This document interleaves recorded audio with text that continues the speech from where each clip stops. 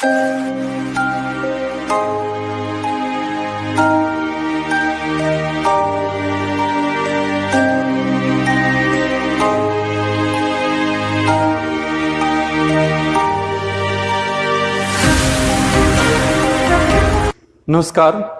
SKG online classes में आपका स्वागत है। आज हम कक्षा 11 की जो हमारी लेखा शास्त्र पुस्तक है उसमें से हम एक जर्नल का क्वेश्चन आपको समझाते हैं। पूर्व में हमने आपको जो मिश्रित प्रविष्टियां हैं या जर्नल से संबंधित कुछ विशिष्ट प्रविष्टियां वो आपको समझाई थी। तो हम एक आपको जर्नल प्रविष्टियों का क्वेश्चन लेकर बताते हैं आपको। महेश ने 60,000 रुपये नगद, 10,000 रुपये का फर्नीचर तथा 20,000 रुपये के स्टॉक से व्यापार प्रारंभ किया। तो महेश है व्यवसाय या व्यापार का स्वामी है, तो वह व्यापार में 60,000 रुपये ला रहा है। तो जो वस्तु आ रही है हम उसको क्या करते हैं, डेबिट करते हैं। तो यहां व्यापार में कैश आ रहा है, हमें किसकी पुस्तक में, जर्नल ऑफ है, महेश की पुस्तकों में जर्नल प्रविष्टियां देनी है। महेश जो व्यापार का स्वामी है उसकी पुस्तकों में जर्नल प्रविष्टियां देनी है। तो व्यापार का स्वामी ला क्या रहा है, जुलाई 1 को, ये जुलाई 1 2020। तो सबसे पहले हम यहां आपको बताया था ईयर लिखते हैं, फिर जुलाई तारीख लगाते हैं, जुलाई 1। जो व्यापार का स्वामी है कैश ला रहा है, तो सबसे पहले हम कैश खाता डेबिट करते हैं, कैश अकाउंट DR, क्योंकि ये वस्तुगत खाते के नियम के अनुसार जो वस्तु आती है उसको हम डेबिट करते हैं। कैश ला रहा है 60,000 रुपये, तो DR में हम 60,000 रुपये लिख देंगे। फिर 10,000 रुपये का फर्नीचर, तो फर्नीचर आ रहा है व्यापार में, तो यहां फर्नीचर खाता डेबिट होगा, फर्नीचर अकाउंट DR। और साथ में 20,000 रुपये का स्टॉक भी ला रहा है महेश जो व्यापार का स्वामी है, तो माल ला रहा है, तो stock account DR, stock account DR, 20,000 का स्टॉक और 10,000 रुपये का फर्नीचर। तो टोटल जितनी संपत्तियां हैं उतनी ही व्यापार की कैपिटल होती है, यानी संपत्तियों के बराबर हमारी असेस्ट है ये 90,000, तो इसके बराबर ही स्वामी ये इतनी लगाने वाला है संपत्तियां। तो यहां स्वामी का देने वाला कौन है, महेश। तो यहां महेश का नाम नहीं लिखेंगे क्योंकि इनके दो व्यक्तिगत खाते होते हैं। पूंजी लगाने पर यहां कैपिटल खाता क्रेडिट करते हैं। व्यापार से निजी काम के लिए पैसे या माल निकालता है तो नाम के स्थान पर ड्राइंग्स खाता डेबिट करते हैं। तो यहां टू कैपिटल अकाउंट टोटल 90,000 रुपये। अब एक लेन देन पूर्ण होने पर हम पार्टिकुलर्स के कॉलम में एक सीधी रेखा खींच देते हैं। अब अगला लेन देन जुलाई 2 का, श्याम को 20,000 रुपये का सूची का माल 5% व्यापारिक बट्टे पर बेचा। तो 20,000 रुपये का माल हमने व्यापारिक यानी ट्रेड डिस्काउंट के बारे में आपको पूर्व में बताया था। ये बिक्री बढ़ाने के उद्देश्य से व्यापारिक बट्टा दिया जाता है। तो व्यापारिक बट्टे की पुस्तकों में वैसे कोई प्रविष्टि नहीं की जाती है। तो 20,000 का 5% हुआ 1,000 रुपये। तो 1,000 रुपये माइनस करने पर 19,000 रुपये का हमने माल बेचा है श्याम को। तो यहां श्याम कौन है, माल को पाने वाला। तो पाने वाले को हम यहां डेबिट करते हैं। पहले तो हम दिनांक लगाएंगे जुलाई 2। तो यहां श्याम को माल बेचा तो श्याम का खाता यहां पर डेबिट होगा। श्याम अकाउंट DR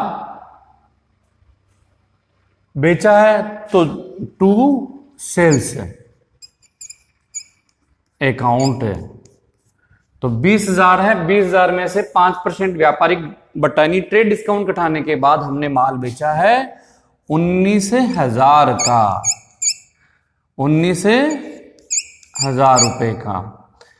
अब आपको पर्टिकुलर्स में वापस फिर से सीधी रेखा एक खींचनी है। तो ये दोनों खाते डेबिट या क्रेडिट क्यों हुए? क्योंकि श्याम है हमारा कस्टमर जो माल को पाने वाला है और हमने माल को बेचा है, तो बेचने पर माल यहां सेल्स अकाउंट क्रेडिट करते हैं, क्योंकि जो वस्तु जा रही है उसको सीआर किया जाता है वस्तुगत खाते के रूल्स के अनुसार। और व्यक्तिगत खाते का रूल है कि पाने वाले को डेबिट और देने वाले को क्रेडिट, इसलिए ये पाने वाला है, इसको डेबिट किया गया है। आगे जुलाई 4, श्याम ने 3,000 रुपए का माल लौटाया। हमने श्याम को 20,000 रुपए का माल बेचा था, उसने 3,000 रुपए का माल वापस लौटा दिया। जब बेचा गया माल वापस आता है, तो यहां सेल्स रिटर्न खाता डीआर होगा। कौन सा खाता? सेल्स रिटर्न खाता। तो सबसे पहले यहां सेल्स रिटर्न अकाउंट डीआर, देने वाला कौन है, लौटाने वाला कौन है? श्याम। हमने श्याम को माल बेचा था 2 तारीख को और वो 4 तारीख को बेचा गया माल वापस लौटा रहा है। जुलाई 4, तो 2 श्याम। अब आप देखिए 3,000 का माल लौटाया है, तो 3,000 पर व्यापारिक बट्टा है 5%। 5% 150 रुपए होते हैं। 150 रुपए इसमें से माइनस यानी व्यापारिक बट्टे के माइनस करने के बाद उसने कितने रुपए का माल लौटा है? 2850। 3,000 में से आपको 5% व्यापारिक बट्टा लेस करना है, तो यहां पर आ जाएंगे 2850।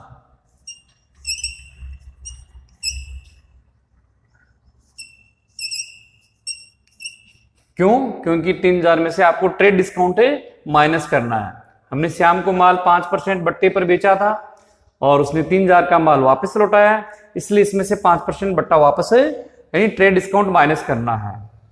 क्योंकि व्यापारिक बट्टा माल की मूल्य सूची पर दिया जाता है कस्टमर को सिर्फ बिक्री बढ़ाने के उद्देश्य से। अब इसके बाद जुलाई 6 को, तो जुलाई 6 को हम आप देखिए सबसे पहले हम यहां दिनांक लगाते हैं जुलाई 6। श्याम से पूर्ण भुगतान में 15,500 रुपए प्राप्त हुए। श्याम से पूर्ण भुगतान में 15,500 रुपए प्राप्त हुए। तो अब आप देखिए कि हमने श्याम को माल बेचा था 20,000 का माल यानी व्यापारिक बट्टा घटाने के बाद 19,000 रुपए में बेचा था, 19,000 में बेचा था और बेचा गया माल 2850 रुपए का वापस आ गया। अब आप देखिए 16,150 रुपए रहते हैं। हम श्याम में 16,150 रुपए मांग रहे हैं। 19,000 का माल बेचा है, 2850 रुपए का उसने वापस लौटा दिया, तो शेष रकम हमारी रहती है 16,150। 16,150 में से श्याम से पूर्ण भुगतान में हमें 15,500 रुपए प्राप्त हुए। 15,500 यानी कम रुपए प्राप्त हुए हैं। व्यापार को नुकसान हुआ है, तो नुकसान होने पर जो बट्टा यानी डिस्काउंट खाता डेबिट करते हैं। तो यहां हम प्रविष्टि करेंगे। सबसे पहले कैश आ रहा है, तो कैश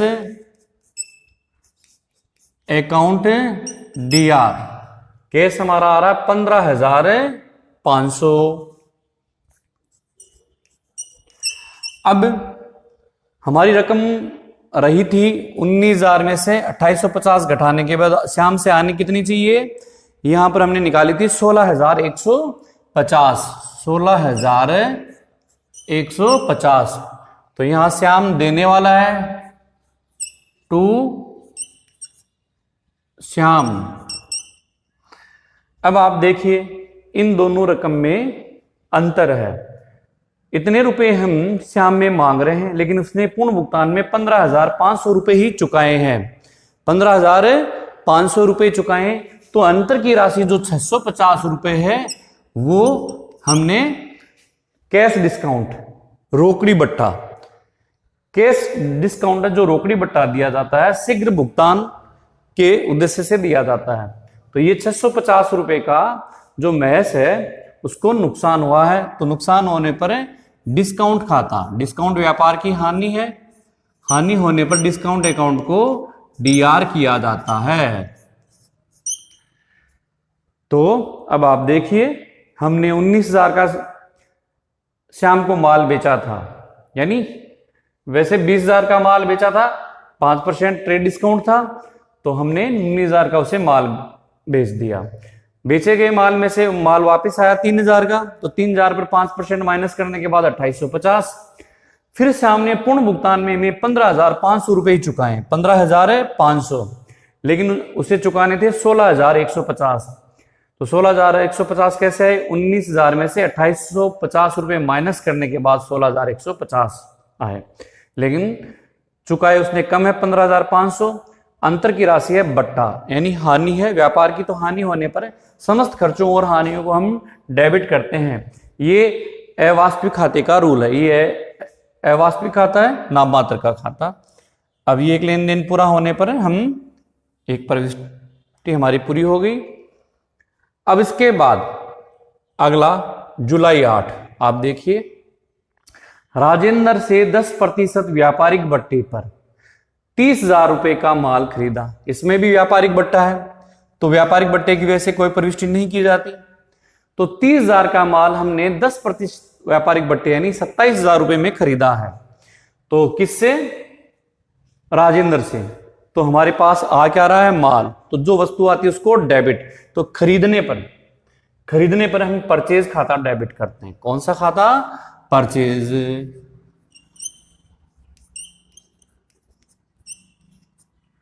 परचेज अकाउंट डीआर। किससे खरीदा है? राजेंद्र से।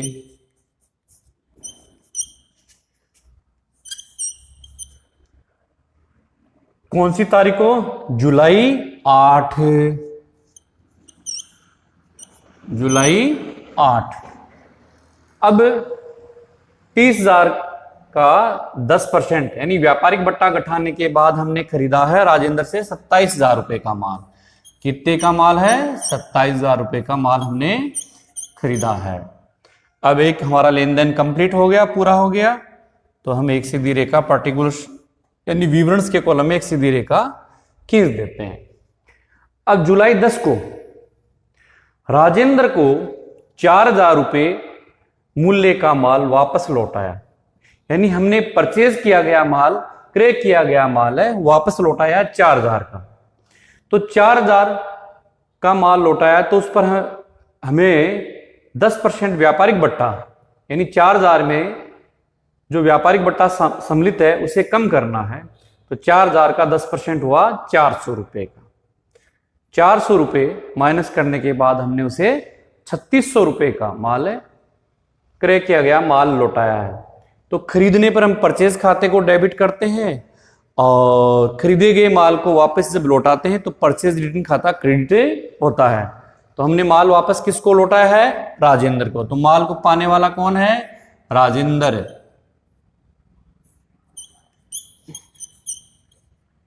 Rajendra account DR to purchase return to purchase return account. तो ये कौन सी तारीख का है? जुलाई 10 का लेन देन है।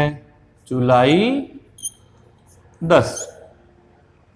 अब 3,600 रुपए यहां आएंगे। कितने? 3,600 रुपए का माल, क्रय किया गया माल हमने वापस से लौटा दिया। तो अब आप आगे देखिए, ये हमारा एक लेन देन पूरा हुआ।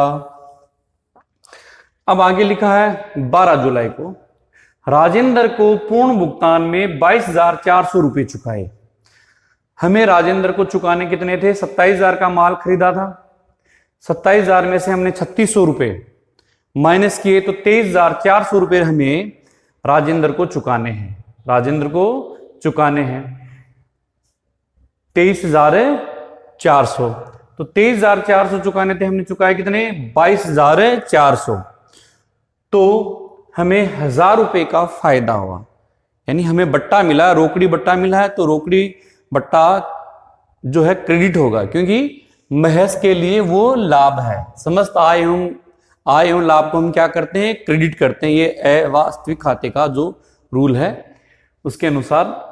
तो सबसे पहले आप देखिए, लो हम पैसे चुकाने की जब प्रविष्टि करेंगे तो यहां राजेंद्र है, पाने वाला है 22,400, है ना।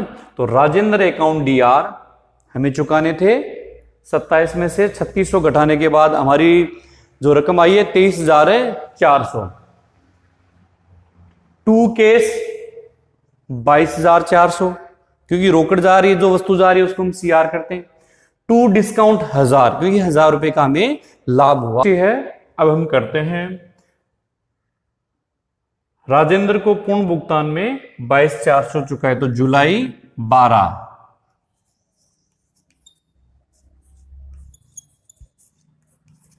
पाने वाला कौन है? राजेंद्र। तो यहां राजेंद्र का खाता डेबिट होगा।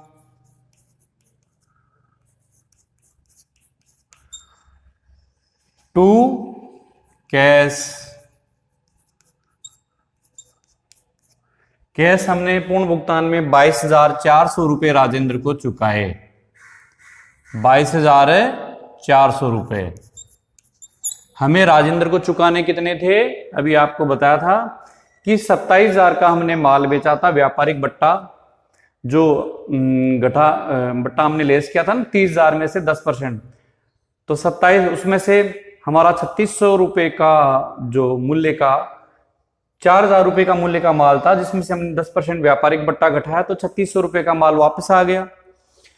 तो 23,400 करा। 23,400 में से 23,400 रुपये हमें उसको लौटाने थे, 23,400, लेकिन हमने उसको भुगतान किया 22,400 का। तो 1,000 रुपये का व्यापार को प्रॉफिट हुआ है। तो टू डिस्काउंट, ये रोकड़ी बट्टा है, अभी आपको बताया था, ये शीघ्र भुगतान के उद्देश्य से दिया जाता है। अब इसके बाद हमारा एक ये लेन देन पूरा कंप्लीट हुआ। अब आगे प्रमोद को माल बेचा 15,000 का जुलाई 14 को।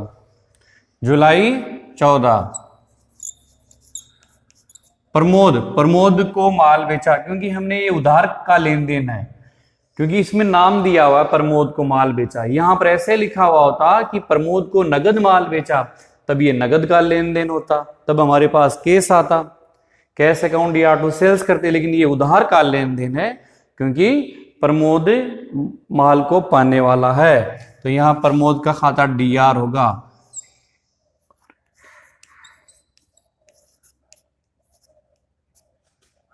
Pramod account DR to sales account.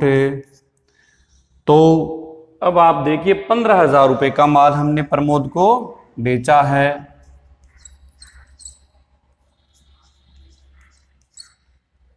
अब हमारा ये एक प्रविष्टि पूर्ण हो गई, क्योंकि माल जा रहा है और प्रमोद माल को पाने वाले को डेबिट, जो वस्तु जा रही है उसको क्रेडिट करते हैं।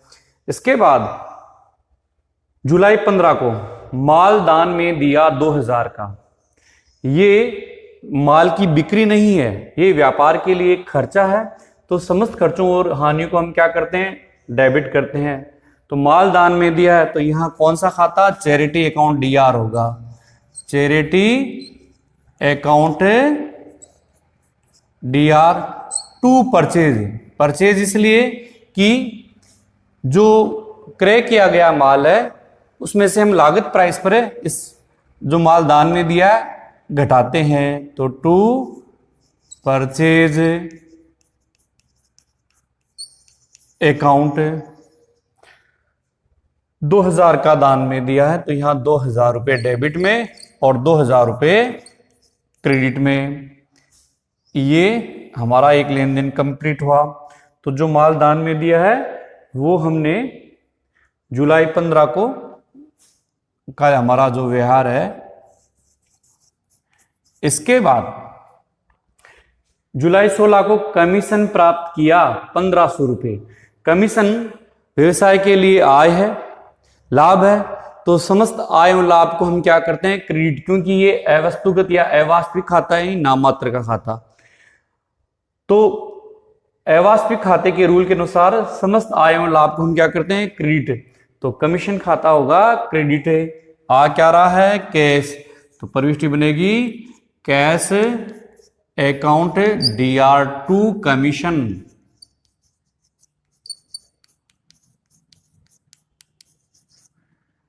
अकाउंट कौन सी तारीख का, जुलाई 16। इसके बाद ये 1500 रुपये डेबिट में, ये 1500 रुपये क्रेडिट में। तो ये एक प्रविष्टि हम हमारी पूरी हो गई। इसके बाद प्रमोद दिवालिया हो गया और उससे केवल 3000 रुपये प्राप्त हुए। तो हमने प्रमोद को 15000 रुपये का माल बेचा था। 15 में से 3000 रुपये हमारे को प्राप्त हुए, बाकी राशि डूब गई। तो 12000 रुपये डूबत ऋण है, जो व्यापार के लिए हानि है। तो हानि होने पर बैड डेट्स खाता DR होगा, और जो पैसे प्राप्त हो रहे हैं, कैश प्राप्त हो रहा है, वो भी डेबिट, क्योंकि कितने रहे हैं, कैश कितना आ रहा है, प्रमोद से कैश अकाउंट DR 3000 और टू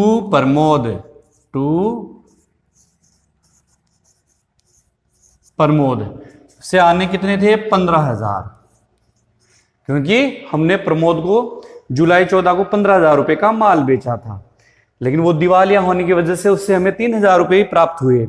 तो बाकी रकम हमारी क्या है, बैड डेट्स से डूब गई। तो ये व्यापार के लिए हानि है। हानि होने पर बैड डेट्स खाता क्या होता है, डेबिट। बैड डेट्स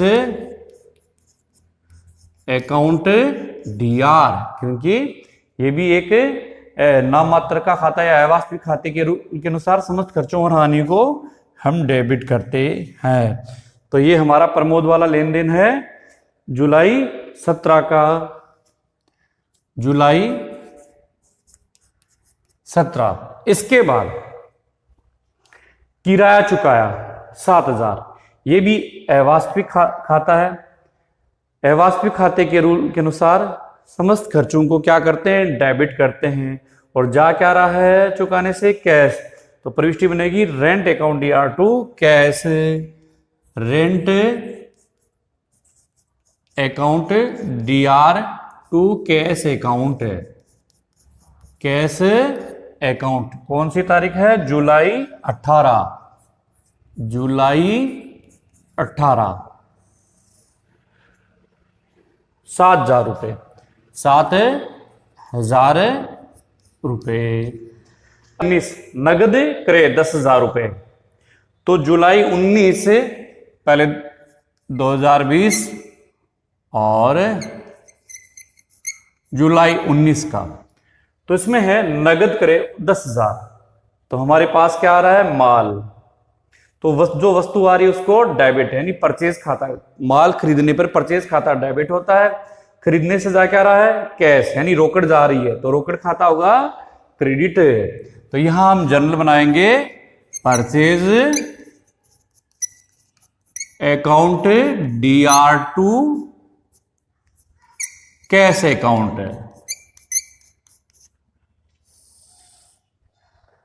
इस कितने का, 10000 रुपए का।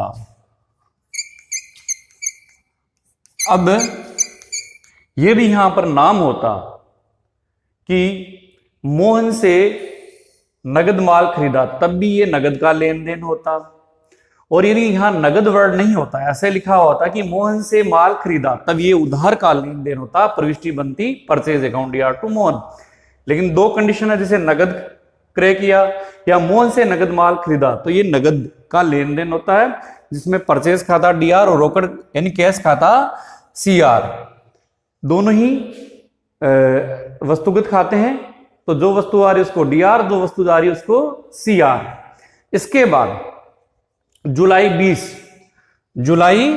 20, इसमें यह है कि जगदीश से माल के लिए आदेश प्राप्त हुआ। तो जब माल के लिए आदेश प्राप्त होता है उसकी कोई जनरल प्रविष्टि नहीं होती। क्यों?